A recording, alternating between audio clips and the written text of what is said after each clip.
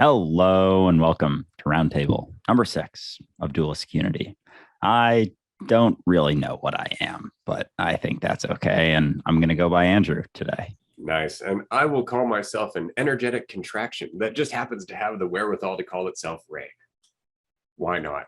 And today we are joined by two special guests. It is Roundtable number 6. This conversation is going to be amazing. I've been looking forward to it for weeks. So the guests today are Susan Hannan and, of course, my wife, Melissa Davies. And Melissa has never been onto Dualistic Unity or any of the group chats as yet, though, of course, she has been a long time adventurer with me on my own path. She has gone through so many different lessons that I know what she has to say is going to be very interesting, and I know everybody's been waiting a long time to hear from it. So rather than show any favoritism, of course, we're going to start with Susan and get Susan to tell us a little bit about herself, what she does, and what brought her to Dualistic Unity, and a little bit about what she's hoping to talk about today.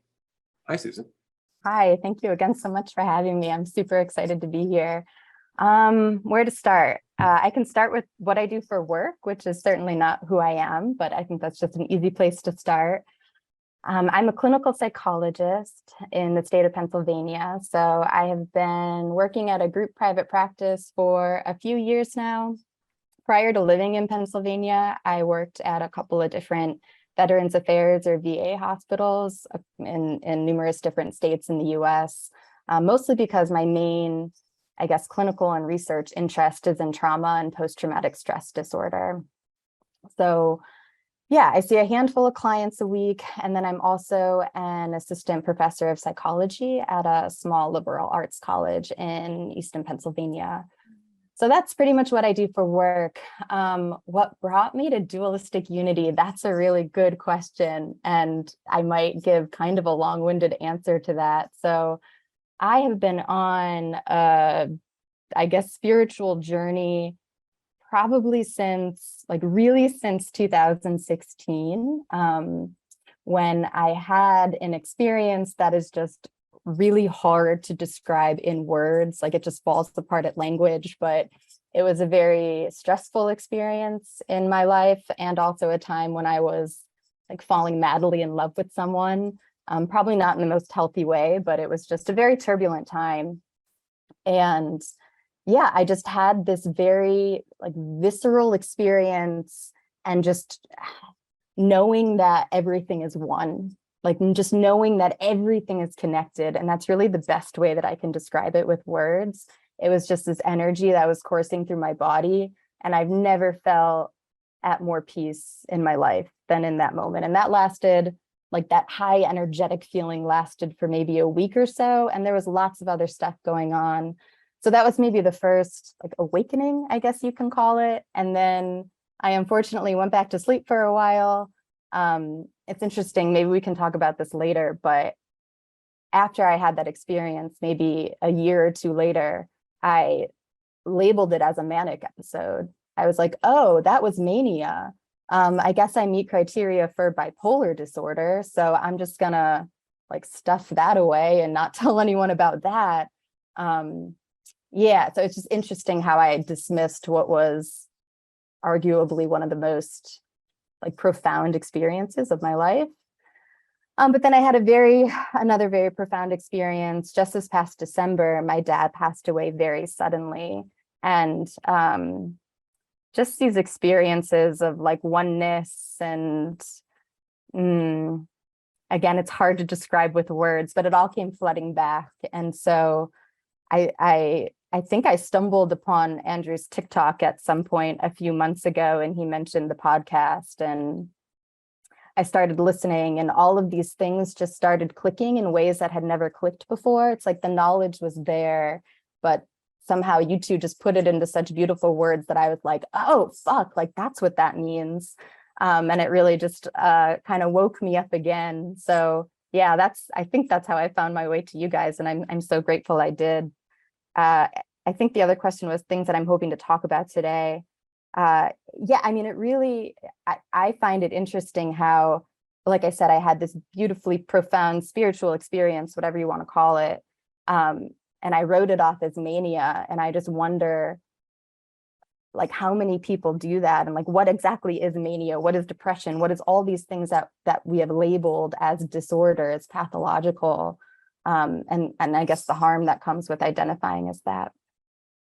That's amazing. I'm really going to enjoy this conversation, and it's something that I know does happen. I've met quite a few people over time who woke up, were not greeted with open arms by a world that's dependent on an opposite mentality, and as a result, thought something was wrong with them.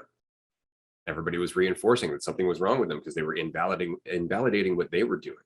And so they get diagnosed with psychosis, or they get diagnosed with depression, and it's like, no, they woke up in a nightmare. That's the problem. Now we have to deal with the nightmare, not go back to sleep and forget that it's happening. So this is going to be a fantastic conversation. Thank you for joining us. Melissa, I'm not going to ask you necessarily questions about your life because I've been a part of it. So I'm going to pass this over to Andrew and allow him to ask questions so that way I'm not involved. Yeah, I mean, to start off, I'm very excited to talk to both of you. I know, Susan, you've been on group chats in the past, and it's been a joy to go back and forth. But yeah, Melissa, I'm very excited to talk to you. Just having so many interactions with Ray that I've had, and knowing how long you two been together. And obviously, I have met you in person when I was in Canada, but I'm very excited to talk with you a bit more. So, similar to Susan, I would just love to hear a little bit about your background in terms of, your professional career and how I know you and Ray talk all the time, how that has influenced something like the career that you have chosen and the impact that has had, which I'm sure, we'll get into much deeper, but would just love to hear an initial sort of background on that. Thanks. Where to begin? Well, before I started counseling, I was working we lived in Vernon, and which is in BC in Canada. And just such a beautiful place. I had a practice that I ran for about 8 years. And so I was doing Reiki, and I was teaching classes on how to feel our energy, how to just feel that body awareness, mindfulness, meditation. And then I also was a reflexologist. So, 2 different modalities, but very similar in terms of, again, the somatic or body awareness and meditation. And I was just amazed as I went through my practice how I think the biggest takeaway, if I could sum it up to one lesson, was like just how much we get in our own way. So like Reiki, what Reiki's taught me over the years is that the less I get in the way, the more I can feel. And I really noticed this when I started working with people is, they'd be on the massage table. And if I was thinking about, oh, this is what I'm going to have for dinner, or what am I going to do afterwards? Like I literally stopped feeling what was in the present moment. But then when I let that go, it was like taking a log out of a river, and things just flowed, and I was feeling all sorts of things and seeing images.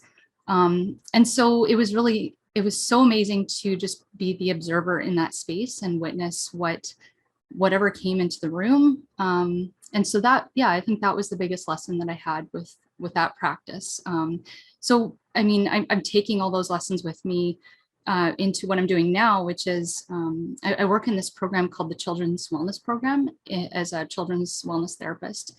It's working with non-Indigenous people and Indigenous people, but it's through a friendship center. And Susan, I don't know if you have an equivalent to the friendship center in the US, but I would love to hear a little bit about that if you do have an equivalent. But we have these friendship centers all over Canada, and they're really focused on helping urban Indigenous folks. I work with families and children, mainly who have been impacted by sexual abuse and acute and complex trauma, intergenerational trauma. So it's pretty intense work. I've been doing it for about 3.5 months now, so it's still pretty new to this, but I'm loving the challenge, and I'm loving, just how many modalities I can bring into it. Like they really welcome the energy work.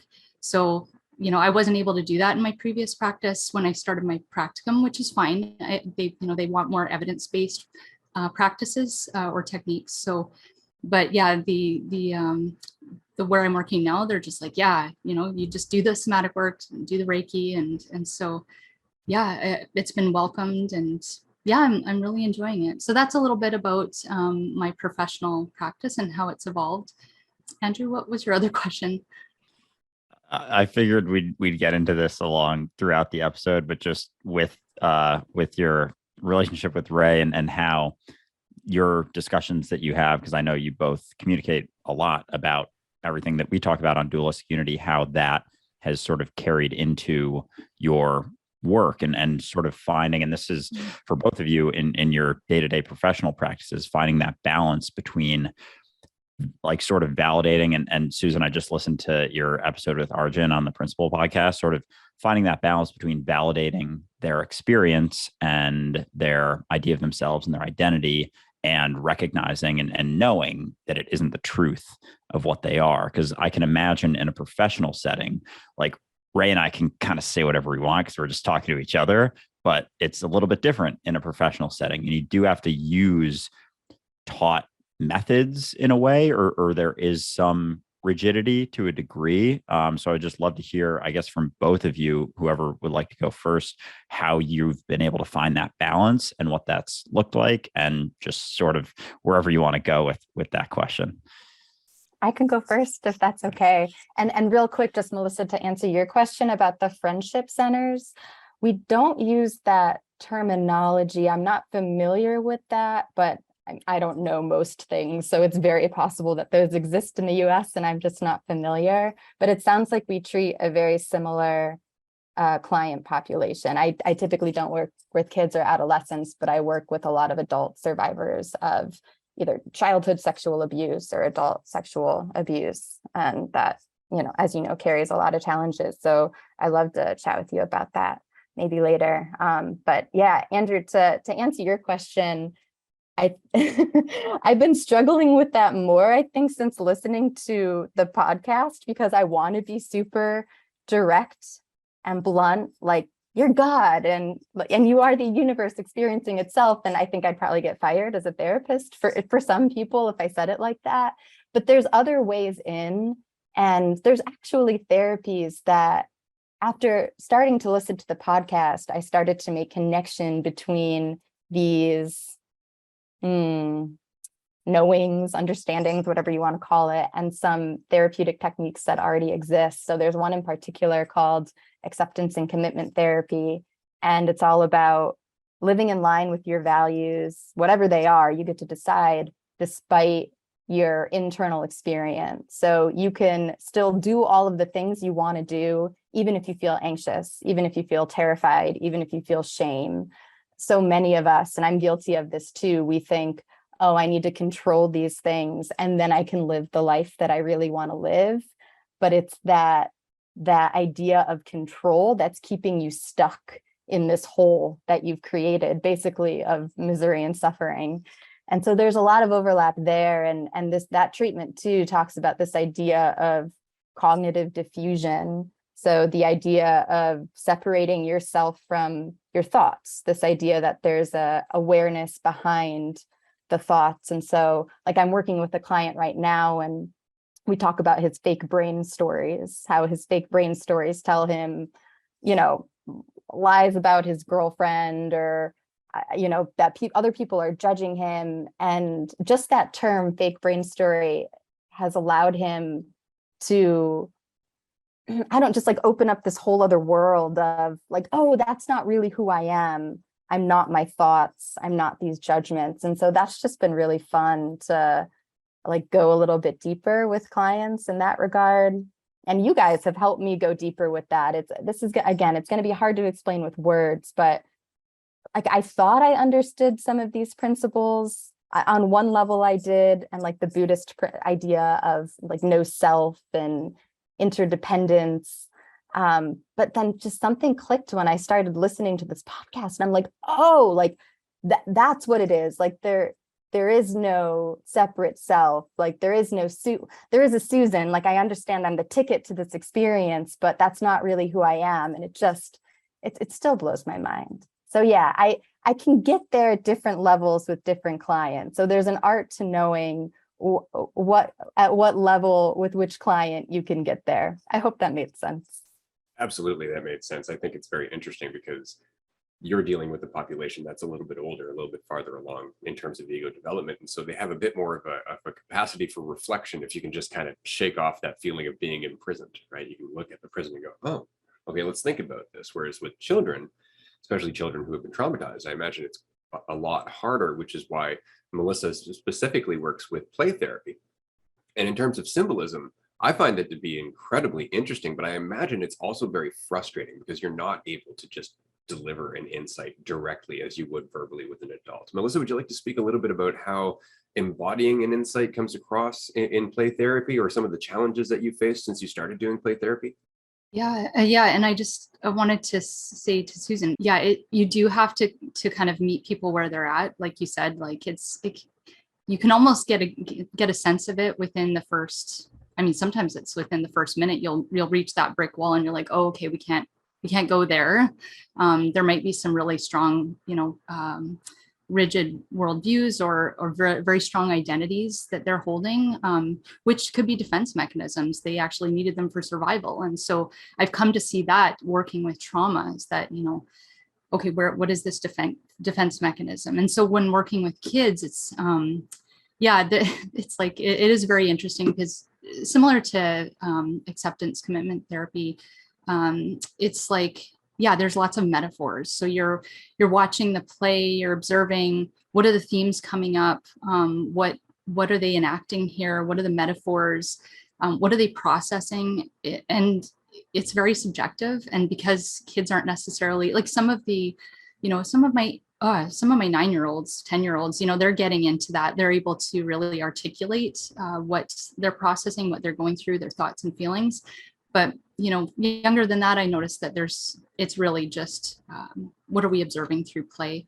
And then also it's the relationship that's really what you're building, safety and trust, and you're just attuning to their energy. And, a lot of it is reflecting. So, if a kid's playing with a car, it's like, you're really engaging and you're just allowing them to feel seen and heard, and you're being in that experience. And I think that's been the hardest thing with play therapy for me, is just sometimes you just kind of feel like you're just kind of repeating everything that's saying. But then when you get along into it, it's like, no, I'm actually just being super present in what they're experiencing. And even though I might just be saying, oh, the car is driving along, like they're able to reflect on what they're doing as well. So, and again, there's the attunement or the relationship piece, which is so important.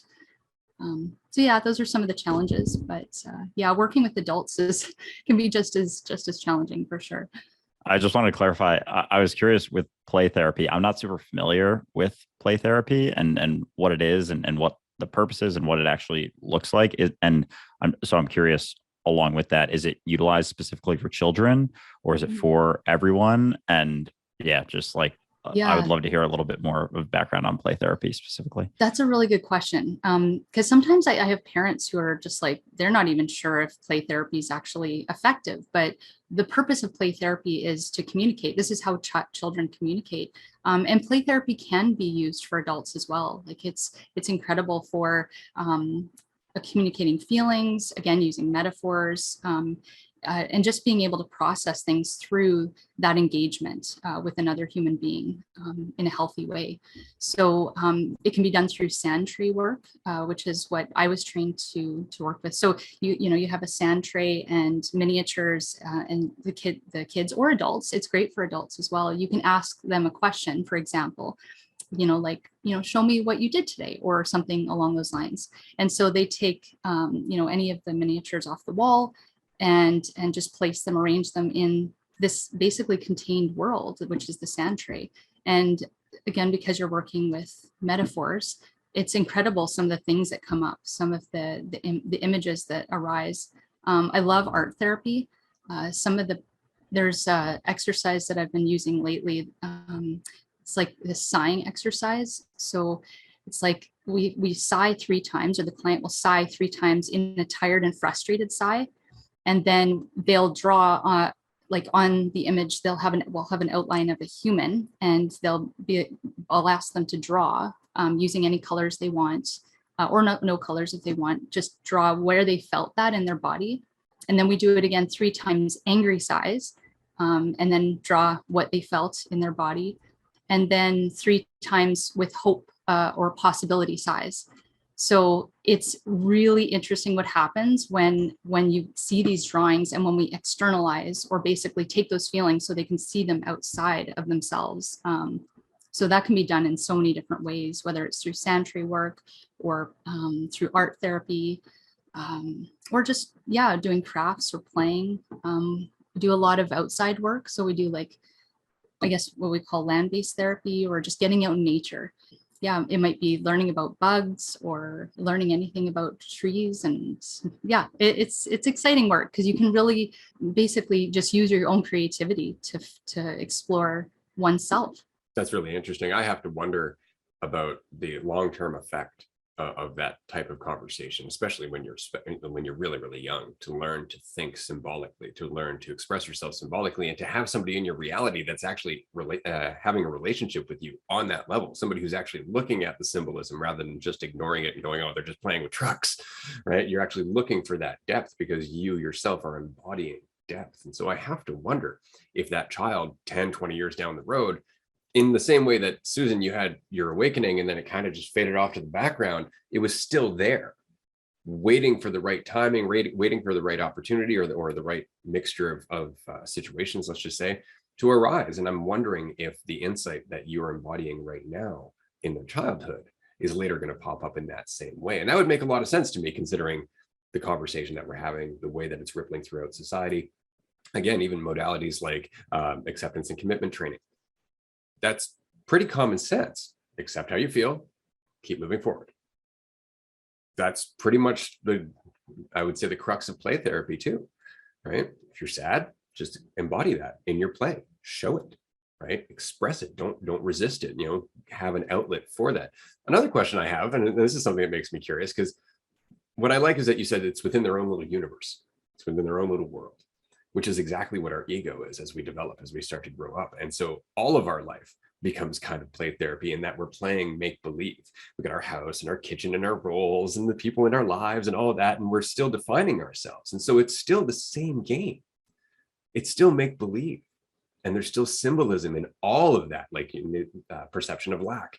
For example, if you need a bigger and bigger house or more cars or anything like that, like it's still symbolism. So I'm wondering if more adults maybe could benefit from not play therapy, but just straight up play. What do you think, Melissa?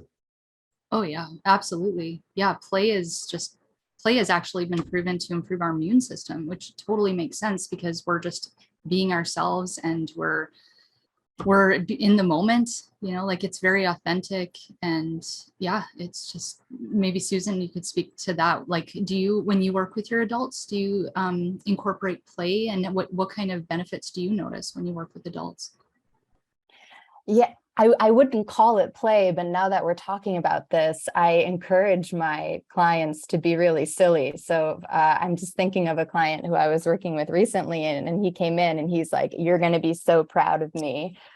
He's like, "It didn't happen, but it almost did." He's like, "I almost went skinny dipping in the ocean with my friends." He's like, "I really wanted to do it, but the reason why we didn't was because there was a cop that was like walking the boardwalk or something." And I'm like, yes, like just living in the moment and getting rid of all inhibition. I mean, I'm not asking you to do something like super risky that's going to get you hurt, but yeah, definitely that like child-like energy. And I think especially for trauma survivors, whether kids or adult, any kind of therapy that helps people feel safe in their body is so important, because trauma lives in the body very differently than really any other kind of experience. And it's relived in the body differently. And so I think, at least from the adults that I've worked with, they're terrified of just being with themselves because they don't know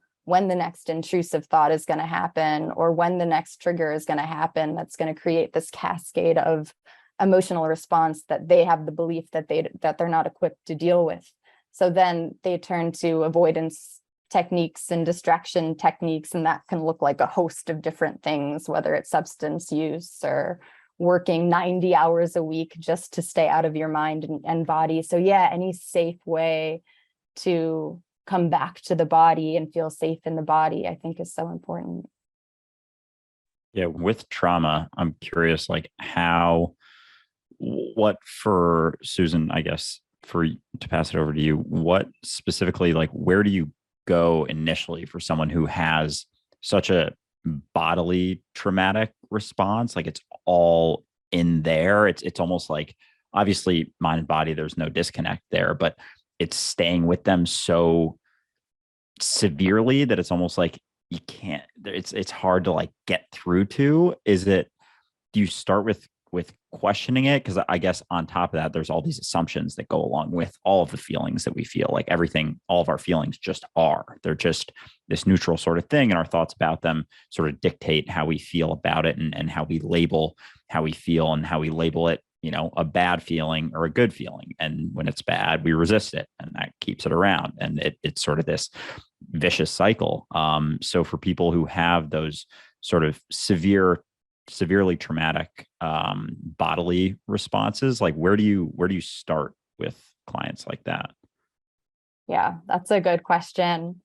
Honestly, I think the people who have the most severe bodily reaction probably aren't the ones that are coming to treatment, at least not for a while, because at least not the type of treatment that I do. Like, I'm very upfront with folks in the beginning about what this treatment's going to look like. Like, I'm not just going to sit and talk with you about your week and like the daily stressors of the week. I don't believe that's how change happens. You have friends for that. You have family for that. Just talking to me isn't going to help. So I'm just really upfront in the beginning about how I think change happens and how I've seen it happen in clients. I provide a lot of education about what trauma is, how it's stored in the body, why they're experiencing that big emotional response. And I found that just that education can be really validating and really helpful, because a lot of clients will come in, especially when I worked at the VA, and they'll say, I'm going crazy. Like, I'm losing my mind. I have no idea what's happening.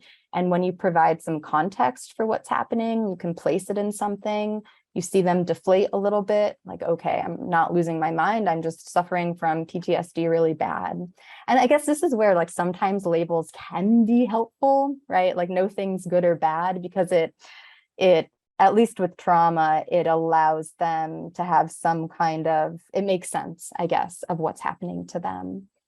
I usually incorporate some kind of mindfulness or meditative practice into all of the treatments that I do. And I might not call it that, depending on who I'm working with and kind of where they're at on their journey. But yeah, slowly, gradually getting them comfortable being with themselves, being in their body. And usually it's a very gradual experience. But let's say someone was in I don't know, like a horrific car accident and they're terrified of driving. Like, part of treatment is getting them back in the car again. And I'm going to be very upfront with them about that from the beginning. So like gradual steps to get them there.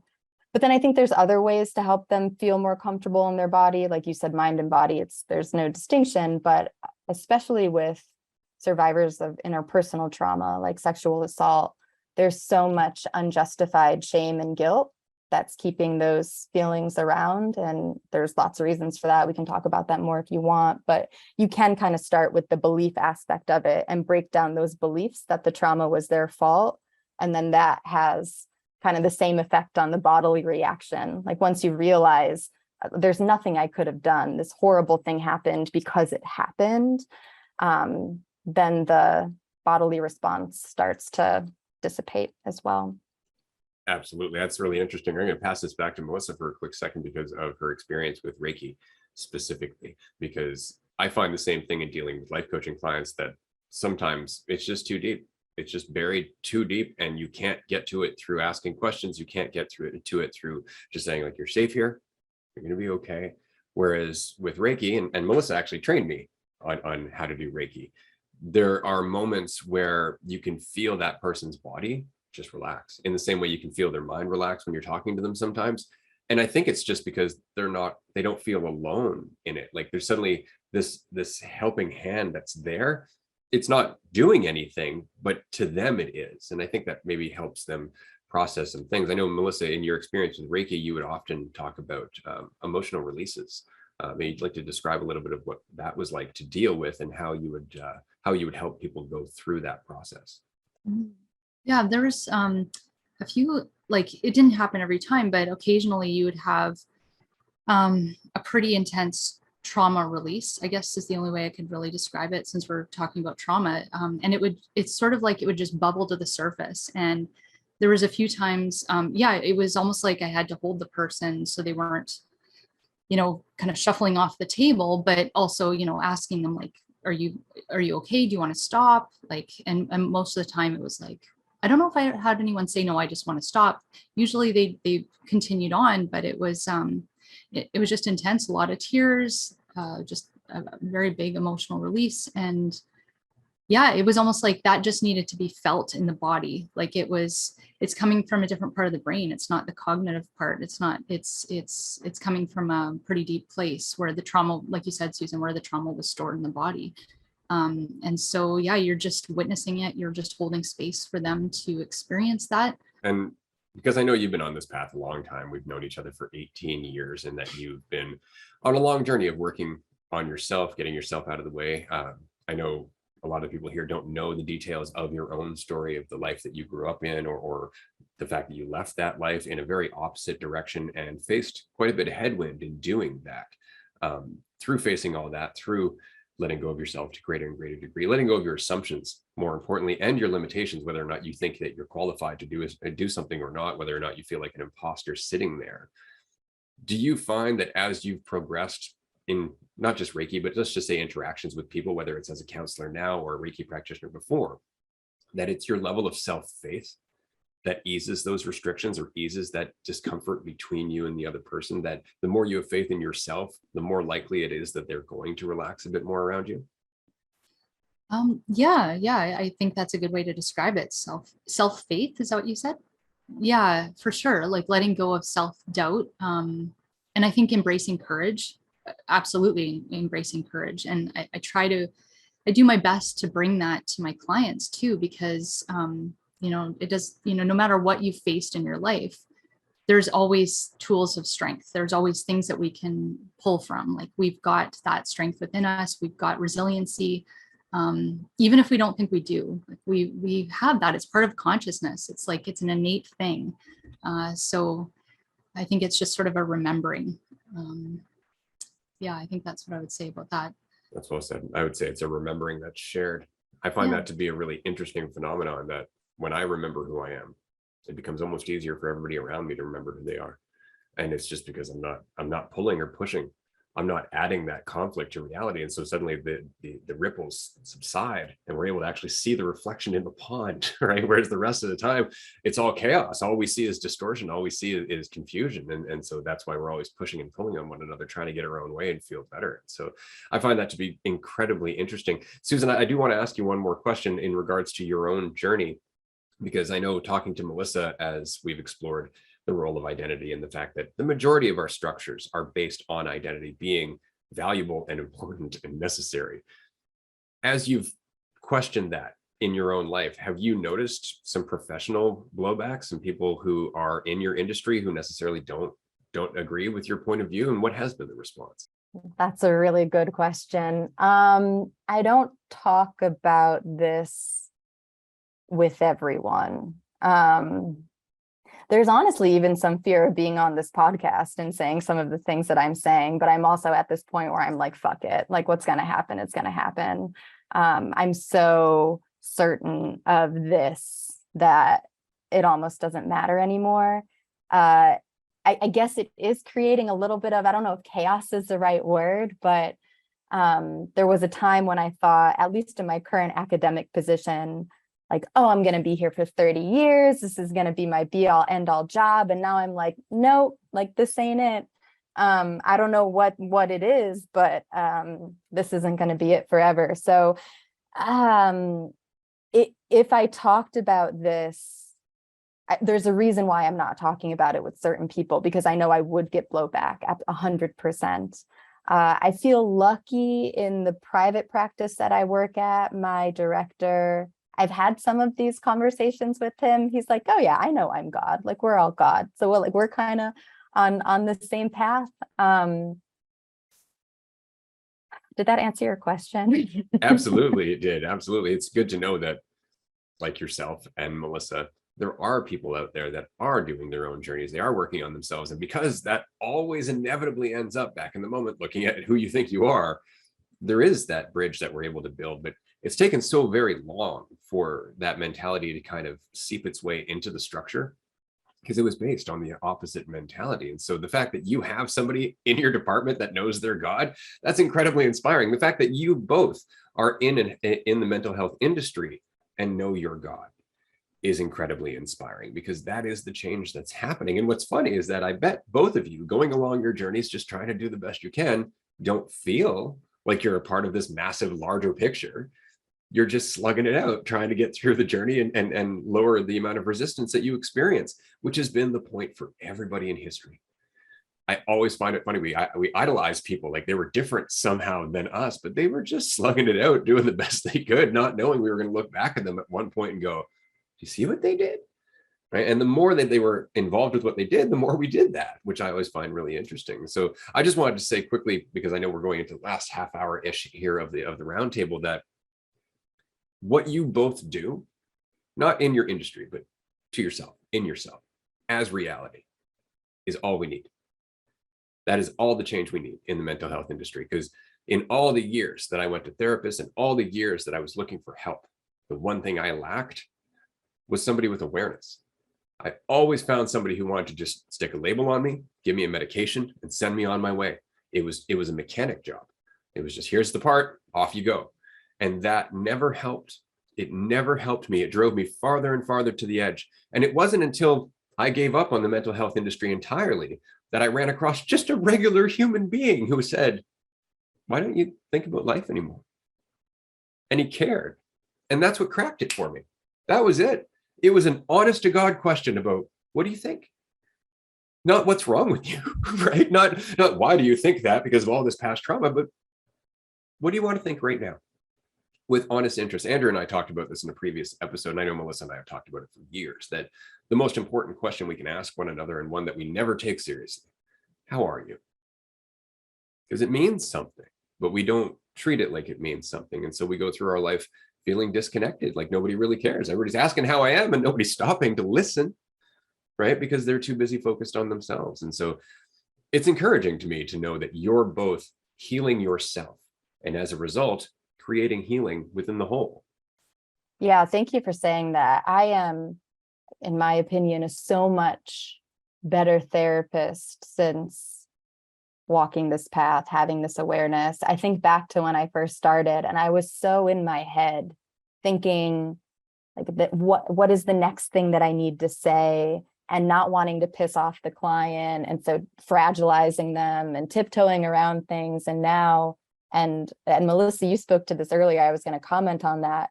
It's such a gift to just be in a room with someone and just be present. And it's not that my mind is blank, but it's like people can pick up when you're really listening, when you're just there. And I truly believe there is something healing just in that. I think especially in our culture and society where everyone is doing 7 things at once, and people just aren't being or listening to others. So yeah, it's made me slow down, and it's just allowed me to be so much more present with people. And I know my clients pick up on that. And I think a lot of them, that's what they're yearning for.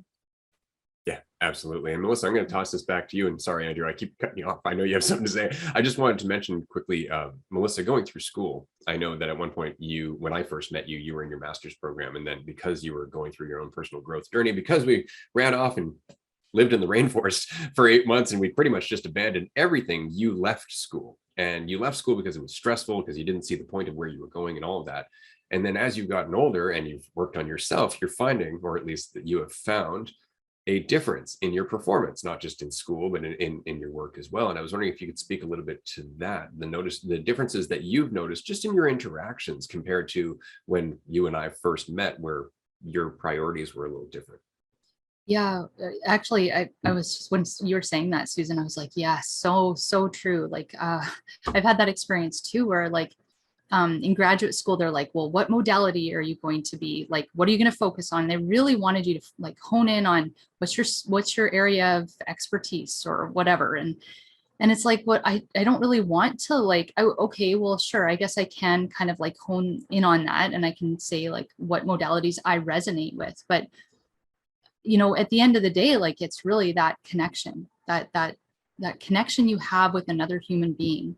Like, are you seeing that? It's like the namaste. I see the you within me and the me within you. I'm probably saying that wrong. I always do, but you get the idea, right? Like you see that person that is you, and they see, hopefully they can feel that as well. And so there is that to me should be the crux, the cornerstone of the work that we do. And then techniques should be, that should be sort of second to what we do. That's just my opinion. I mean, there's always I don't think that you can't just go by a book and think that that's what counseling is, because it doesn't work like that.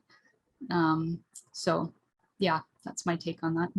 That's a good take. I just want to go back to the question that I had asked you quickly, because I know we've talked numerous times over the last several years where you were finishing your master's, and you have commented, I'm such a better student now. You've honestly, and not to say that you've bragged about it, but you've just looked at your performance as a student and went, wow, I'm so much better than I used to be. And it's because I'm not thinking about myself as much, because I'm not as afraid, because I have more self-faith, right? Yeah. So I find it very interesting that if they were to look at that in academia, if they were to actually look at that process of growth and include it in your education, you would actually be able to learn more about self-awareness from the process of going through the curriculum. But they don't, right? They ask you to journal here and there, but they're not teaching self-awareness. And do you think that's something, Melissa, just to start with you, that we can teach in school? Do you think awareness is something that we could find a curriculum to encourage? Yuck. That immediately is when you said that, I was like, no, I don't think I think that they do. Like my program really tried to, they get you doing reflective journaling, and, they encourage it in different ways. But yeah, no, I think it's really, sometimes it just comes through going through some really hard shit and going through trauma. And I think that everybody finds it in their own way, but like Susan, you came to it in your own way. Andrew, you came to it in your own way. Ray, you and myself, like we've always had our own journeys, but they've all been very unique, and we somehow found that we access that part of ourselves. And you kind of have to keep remembering, right? Sometimes you feel like you've forgotten it, but then you always kind of come back to it if you choose to, right? And so there's different things. Like I really love growth mindset, this idea that if we're not comparing ourselves to others, and we're not, kind of really doing what the school system does, like kind of always comparing ourselves to other people to see how we can be a success, and we're just doing it for the sake of learning, that makes a huge difference. And then we can start to promote self-awareness and prioritize that.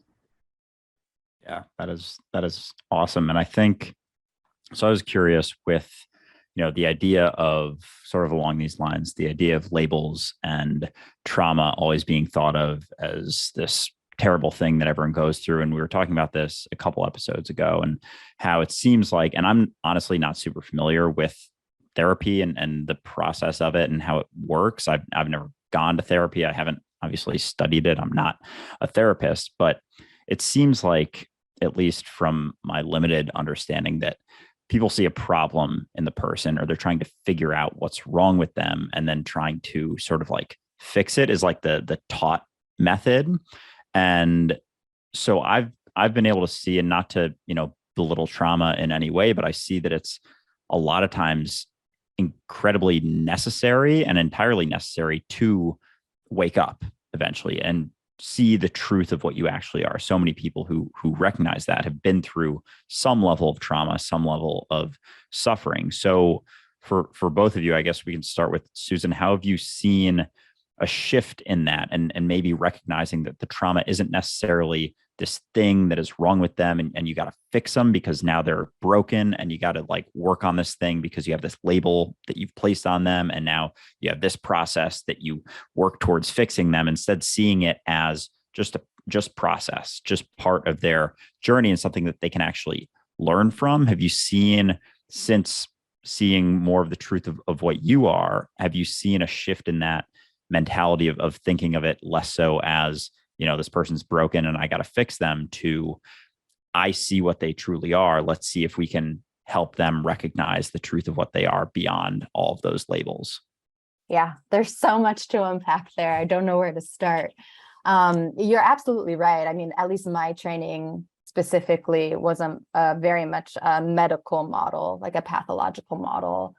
People have this disorder, this pathology, and this treatment will fix them. And I always had a problem with that.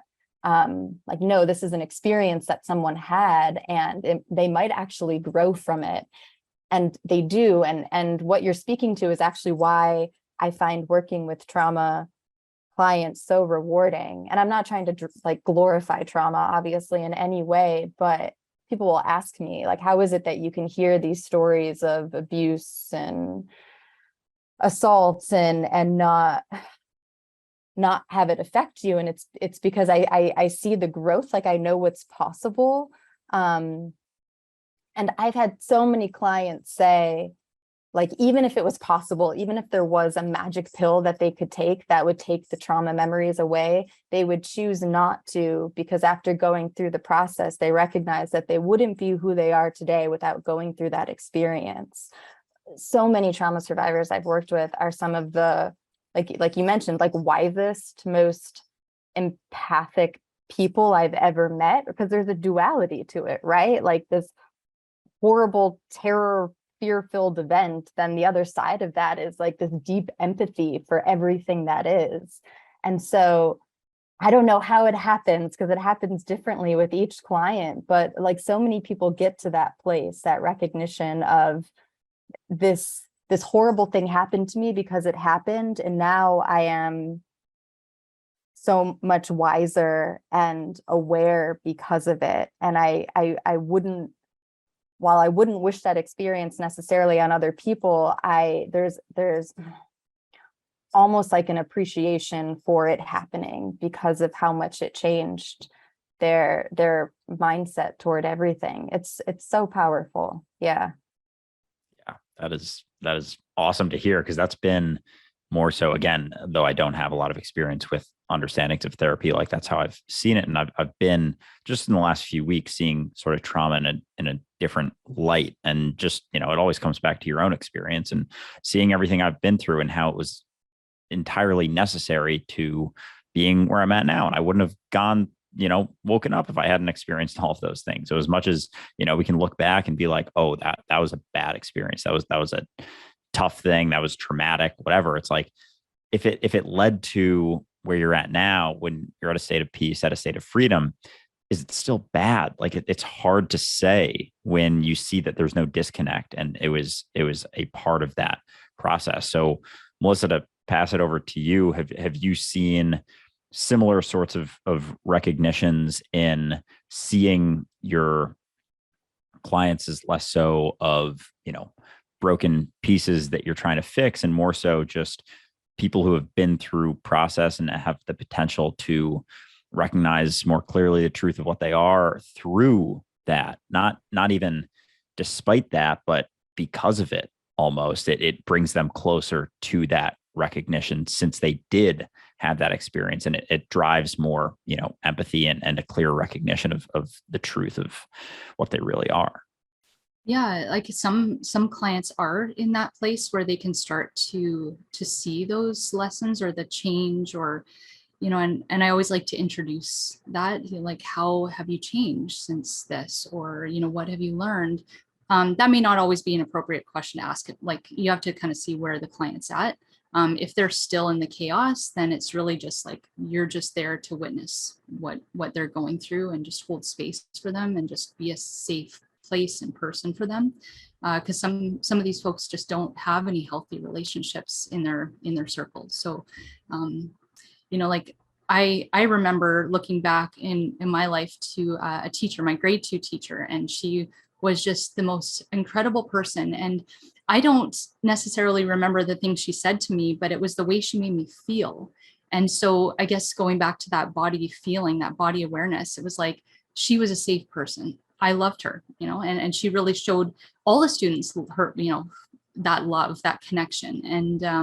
And so I think that, yeah, that again, it goes back to the relationship piece, and yeah, just kind of meeting people where they're at. And I'm not sure if I answered your question, but Absolutely. And it just goes back to how clear, I think we were talking about this in a recent episode, and Ray mentioned how it's funny how the teachers that people like most were usually just chill people. And it's funny how like that bar is sort of like so low for elementary, middle, high school teachers, that like the ones we loved so much and made us feel the best and allowed us to grow so much within ourselves were just the ones that were kind of chill. And that's about it, because it's less so about the words, the teachings. It's more so about how you're embodying it and what state of awareness you're at in the situation. And I think both of you have expressed that through recognizing more clearly within yourself what you truly are, it's led to so much more growth. And it's not necessarily that you've learned more or recognized more within the realm of your teachings, but it's just within yourself. And that has more clearly been expressed. And therefore people resonate with that, because there's so much more communication that goes on between human beings, between semblances of awareness than language. It's like language is such a limited aspect of that. And even with all of the therapies you were talking about before, I was hearing those and just thinking, oh, this is just a way of expression that is nonverbal, which is significantly easier for so many people, because as we all know, talking about this stuff using words could be kind of a pain in the ass sometimes. So sometimes it's just easier to express it via art or play or poetry or whatever it may be. But we've chosen language and words to be the primary source, but it can be a battle at times, but it's definitely fun. So yeah, I appreciate both of your responses with that. And it's really cool to see in this realm, people recognizing this and seeing the payoffs to the recognitions. Absolutely. I think it's really interesting that what we're really talking about is just establishing a foundation. Like we're really just talking about being firmly rooted in reality and then using concepts from there, as opposed to just living in the concept tree, never touching the ground, right? And that's really it. And that's where almost everything fails. Government, mental health, hospitals, education system, it all becomes a system based on a structure, based on rules, and there's no awareness in it, which is why it can't change. Right? It can't shift according to the needs of the students. It can't shift according to the needs or the mentality of these new generations, because it's based on structure, right? But the alternative is what? That we go back to the master pupil relationship, or the alternative is what in terms of mental health? That we go back to not being non-accredited, right? How do you guarantee you're going to get good help? How do you know you're not dealing with somebody who's totally egotistical? Which means that we have to start developing more sensitivity. So now we're talking about an entirely different education system that's entirely based on empathy, sensitivity, and getting out of your way and seeing what's actually there. And if we did that early on, all the grades afterwards would start to change. But we start with concepts.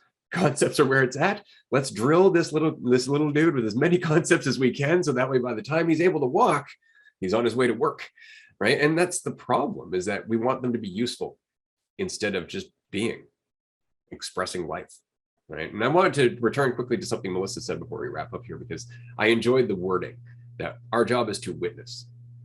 I think that is our job in general, because there's no separation. So when you're with someone, as long as your ego and your division isn't in the way, all you've done is add a charge to their potential. You have shared your potential with them and allowed them to use it in a conversation, however you'd like to say it. But you are adding to their strength by being strong. That in itself is the impact. That's all it is. And this is what makes me wonder about, saints and enlightened beings and all of that, where people who went and met them said straight up, it feels totally different around them. It feels like you're in a different world. And it's because it does, because they don't live in the ego. They don't live in that structure, right? And so you get there and it's like all the weight's gone. And then you're like, how do I get this? It's you're asking about yourself. You've lost it, right? And that's the whole point. So it has to be embodied in order for us to communicate the point or the strength of that mentality. We can't just talk about it. And I say that fully aware of the fact that I do a weekly podcast. I am aware that I talk about it a lot, for sure, because to some degree, I find words and concepts to be a lot like a combination safe. Everybody is a different safe. Everybody has a different combination. And if you can just find the right combination of concepts that tickles or snaps an insight out, that's it. It's on them, right? But it's giving them that exposure to those concepts. It's giving them that exposure to that different cerebral environment so they can experience something else, because I can't take you across the world to some tropical destination where you're going to experience nothing but change and maybe have an insight. But I can make you question everything you think is real, which is going to change your environment, which is going to cause an insight, right? So as much as it's being yourself, that's true for everything, because it's all you. It's all you. And I love the fact that what you two do, not what you do by design or by your vocation, but as a result of who you are, is you're just willing to serve. That's what it is. You're willing to just sit there and allow that person to spin through, allow that person the room that they need. That is the only help that we can offer. Anything other than that is self-importance. Anything other than that is superiority. We're coming from on high. I know what's best for you. I'm not in your life. I'm not in your shoes. You are. You know what you can do differently. You know what you're avoiding. And I'm not going to be able to tell you that. And I know from all the life coaching clients that I've had that often that's what people are asking for. I had one client who came in and he was always stressed out, worked all the time. And because he worked all the time, longer and longer hours, he was taking the time to have a drink on the way to work, a drink on the way home. And then when he'd get home, his family would be there and he'd reach for the bottle and he'd start drinking more to get rid of the stress. And so I recommended that he learn to take 5 minutes on the way to work to just sit on a bench somewhere, rather than, go get a drink, just sit on a bench, have some time to yourself so that you're not running to work on the same mentality. When you're done work, take 5 minutes, sit somewhere, just to sit. And his response was, can't you give me a mantra or some strategy that's going to fix this for me? And my response is, I'm not a pharmacy.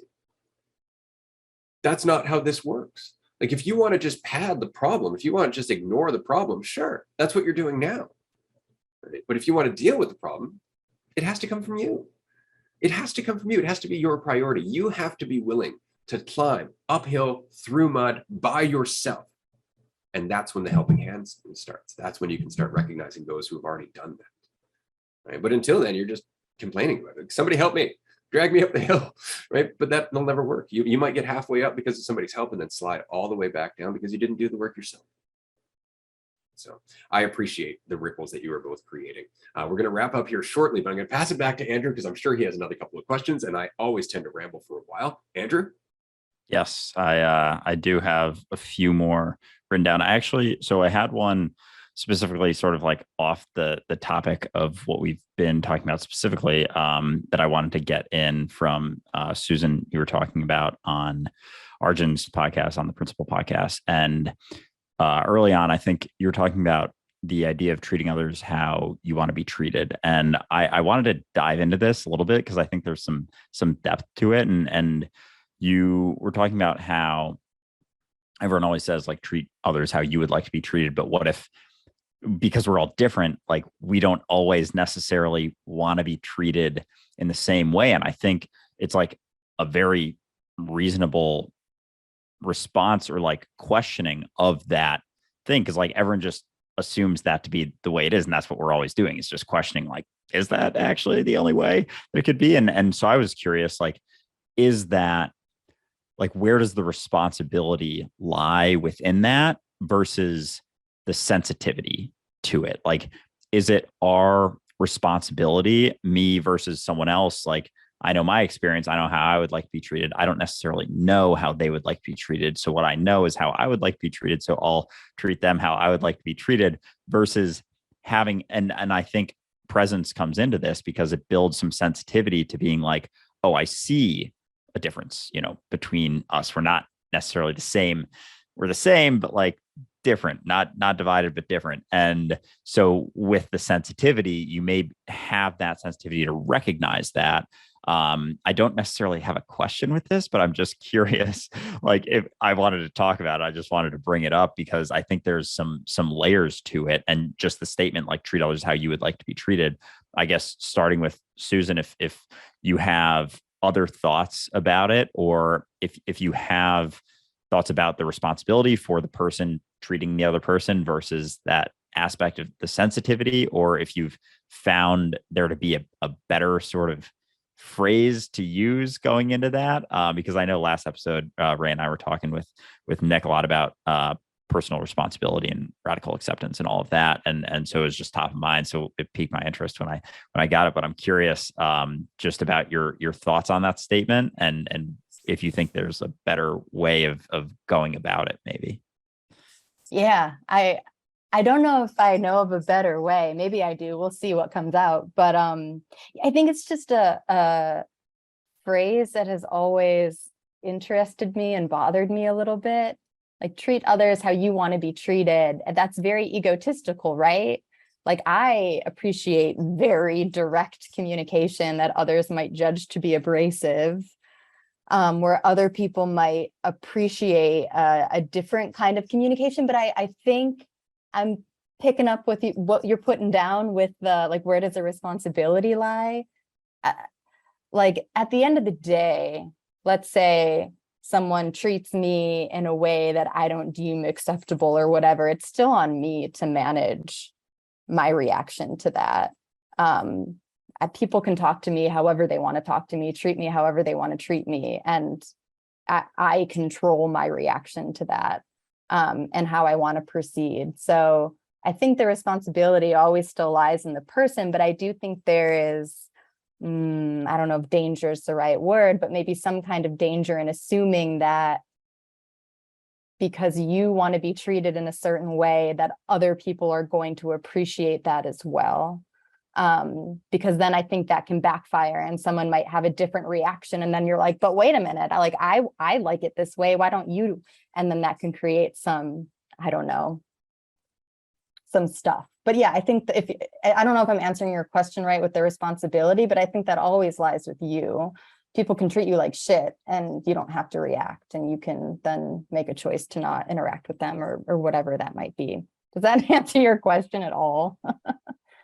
Yeah, no, that's perfect, because there was no question really. I just wanted to hear more of your thoughts on it. But yeah, to I guess to pass it over to Melissa as well, kind of just along the same lines when it comes to the personal responsibility and treating others. I guess sort of just similarly, if you have anything to add to Susan's response, I feel like that was pretty spot on, that while it is at the end of the day, like, our responsibility for our reality in the moment, like, our experience is ours. It's always our responsibility. There can be sensitivity built through actually being there with the person, as opposed to just being like, treat others how you want to be treated. This is how I like to be treated. I'm going to treat everyone like this. And that's it. End all be all, no questions asked. It's like, there's nuance to everything. There's gray area to everything. So with that, in, I guess, Melissa, with your relationships with your clients, finding that sensitivity, have you been able to find, I guess, along the same lines, but a little bit of a different question, with being more present with people, more sensitivity to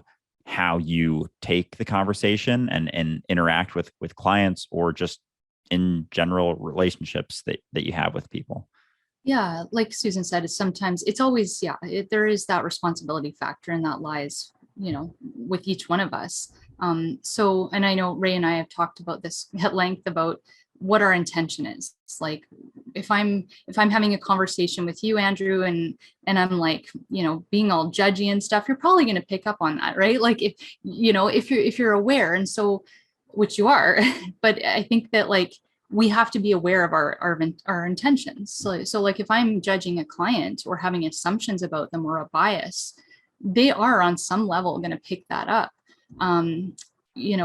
So I really try to keep that in check. Like, when things come up or I have an assumption about someone, I'm just I'm always kind of keeping that, I'm aware of that, or I try to do my best. None of us are perfect, but I do my best in trying to be aware of any assumptions that I might be holding of people, and what my intention is. Like, am I being as open as I possibly can? Like, I do have, like, I know we touched on this a little bit with labels.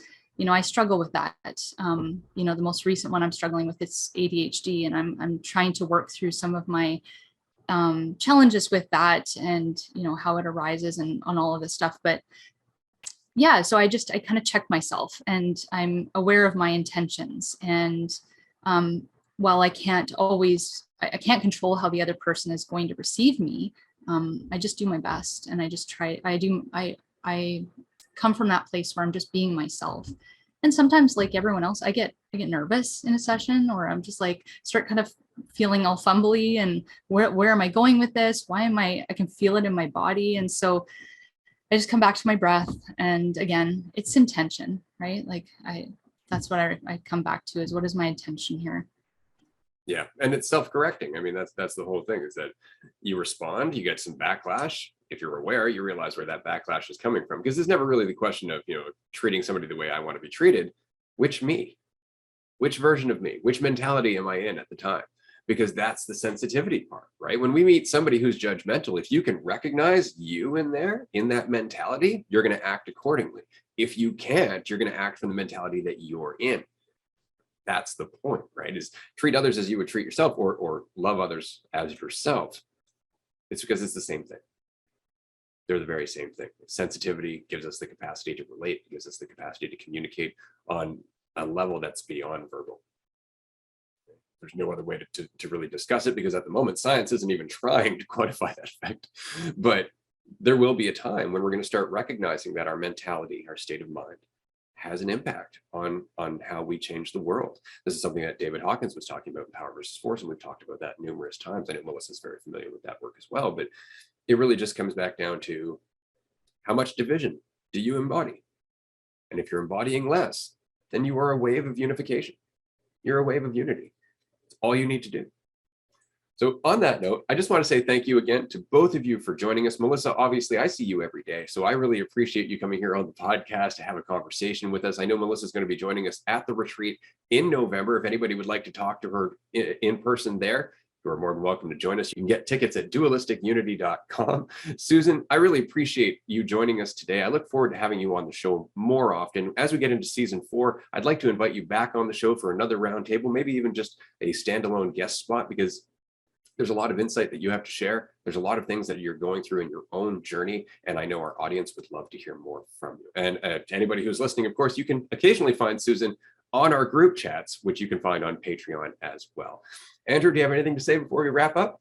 Just a ton of appreciation for both of you coming on today. I really appreciated this conversation. Like, I had a lot of questions about, the realms that you two both practice in that I have very little understanding, or basically just understanding of. And especially when it comes to trauma and like bodily response, like I especially really enjoyed that part. And I think a lot of people will really enjoy that part of this podcast, because it's something that we haven't necessarily delved into a ton, I feel like. So it was really cool to have both of you on to discuss all of the insights that you're experiencing. And I know we talked a lot about your professional lives and the impacts there. I would love to in the future talk about more of your personal lives and experiences. So I'm looking forward to speaking with you both more. And just thank you very much for coming on and sharing this time with us. Thank you both. Yeah, thank you. Yeah, that was really enjoyable. I really enjoyed learning more about you, Susan, and just having this conversation. And and Andrew and Ray, like I'm sure I mentioned this to you before, but and I'm sure other people would second this, but I think it's so amazing how you have created this. I'm going to call it a hub, because it feels like a hub, and it just feels like a magnetic force you're creating. The responses you're getting from your audience, and just how other people are waking up and they're being drawn to you. So I mean, there is something significant there, and just so grateful that you've created this space for people. Just keep going. Love it. Yeah, I just want to echo that as well. A magnet, that's such a good way to describe you both. I know you're not like trying to change lives and teach things, but my life has drastically changed since being exposed to all of this. So I have so much love and appreciation for you both. So thank you for having me on.